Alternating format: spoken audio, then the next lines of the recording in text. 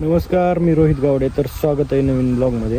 तर आज आपल्याला आजच्या ब्लॉगमध्ये आपण आज दिवसभर आपलं काम आहे भिजवायचं. तर आज मी आणि श्वेताने त्या दिवशी या कडपासून हे जे दाऱ्या पाणी लावलेले तिथपर्यंत खत टाकलेलं आहे इकडलं भिजवून. तर त्याला आपल्याला राहिलेल्या ह्याच्यावर आपण खत टाकणार आहे DAP आणि युरिया. तर आपला आज बघू दिवसभर कितीक भिजवायची मका होती. आपला ब्लॉग कंटिन्यू करा. तर मित्रांनो, आता आपण DAP आपण घेऊन झालेली. तर आपण भिजवत टाकणार आहे. श्वेता येणार आहे आणि वगैरे टाकणार आहे. आता DAP आधी नेऊन DAP नेऊन तसंच युरिया पण नेतो आपल्याला ठेवून आणि आपल्याला टाकून घ्यायचं आणि भिजवायचं मका चालू करणार आहे.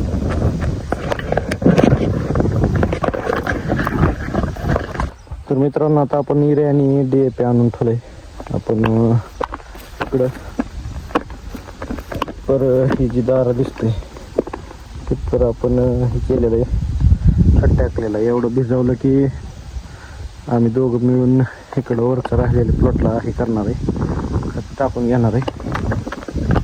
ही काय झालं विषय, आपण वरच्या साईडने पाणी आणलंय दांडातनं, की ह्याला टाईम लागतो. मला वाटतं ही जवळजवळ एक 1.5 ते 2 तास अजून तर 2 वाजेपर्यंत 2 तास नाही 2 वाजेपर्यंत ही जात असते. आता वाजलेले तर 10:30 सण झालेलं आहे. आपण हे ताळी आणि मग तणनाशक सगळं फवारणार आहे. मित्रांनो, आता 12 वाजलेत, पण लाईट गेली असल्यामुळे आपण आता घरी आलेलो आहे. बघू आता लाईट किती वाजता येते. लाईट आल्याशिवाय तर काय भिजवता येणार नाही राहिलेला आणि खत पण टाका येणार नाही. तर त्याच्यामुळं आता आपण डायरेक्ट लाईट आल्यावर जाणार आहे. तर बघू किती वाजता लाईट येते. मित्रांनो, लाईटीचं काही नियोजन दिसत नाही. इथं मका हातारली होती. पावसाचं वातावरण झालं त्याच्यामुळे आधी ती भरायची ना.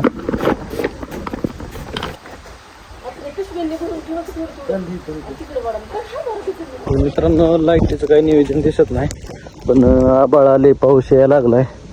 तर त्याच्या आधी मग आम्ही खत टाकणार आहे. आता खत टाकायसाठी चाललेलो आहे मी स्वतः.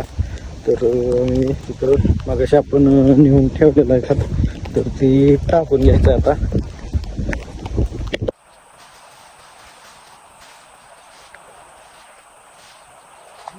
मित्रांनो, आता आपला जवळजवळ आपल्या विहिरीचं जे वरचं पाडगं आहे, 3 पाडगे, त्यातले एक पाडगं खत टाकून झालेलं आहे.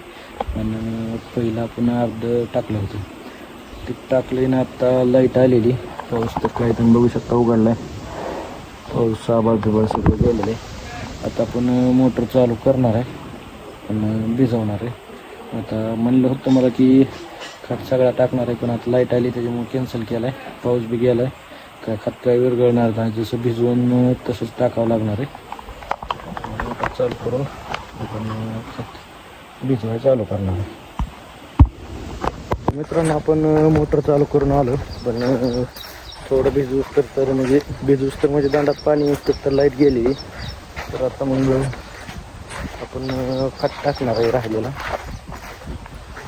मित्रांनो, आता 4 वाजलेले आहेत. आज आपला जो 3:30 पावणे 4 पिशव्याचा सगळा जो मकाचा प्लॉट आहे, तर आम्ही दोघांनी खत टाकून घेतलेला आहे. आता अजूनपर्यंत काय लाईट आलेली नाही. लाईट आल्यावर आपण 4 वाजले 6 वाजेपर्यंत लाईट आल्यावर किती खत आहे बघू का. 8 वाजेपर्यंत भिजवणार आहे, नंतर परत 12च्या पुढं भिजवणार आहे. आज मित्रांनो, आता जवळजवळ म्हणजे पावणे 5 वाजले. पावणे 5 वाजता तुम्ही बघू शकता तशी आपली लाईट आलेली. तर आता आपण बघू आपल्या गुरांच्या धाराच्या टायमापर्यंत किती होत आहे. तिथून पुढं मग बघू कधीपर्यंत भिजवायचं, कधीपर्यंत नियोजन करू. मित्रांनो, आता 6 वाजलेत. आपण सकाळपासून म्हणजे लाईटच नव्हती, त्याचा काही विषय नाही. आता लाईट आलेली. आपलं 1-2 दार राहिलेत आणि मम्मी हाक मारते तिकडून. आपल्याला आता गुरांना घास आणायचा आहे रानात जाऊन. तर आधी एवढं 2 भिजवून आपण डायरेक्ट हे करणार आहे, म्हणजे रानात जाणार आहे, घास घेऊन येणार आहे.